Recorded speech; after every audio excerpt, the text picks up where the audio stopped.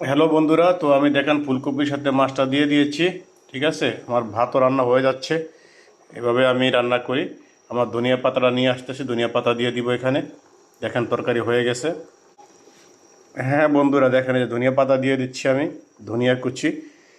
এখন বন্ধ করে দেবো। হ্যাঁ, হালকা আঁচে হচ্ছে, বন্ধ করে দেব। কেমন লাগতেছে রান্নাটা সবাই জানাবেন। আজকে ফুলকপি, আলু আর রুই মাছ দিয়ে রান্না করলাম। এদিকে ভাত রান্নাও চলছে একসাথে, দুই কাম। ডিউটি থেকে আইসা কাজ করতেছি, রফিক ভাই পাশে আছেন।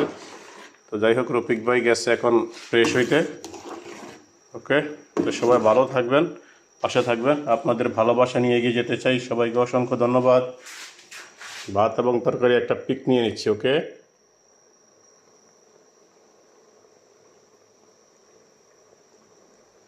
এবার এদিক থেকে একটা পিক নিয়ে দেখি কি অবস্থা।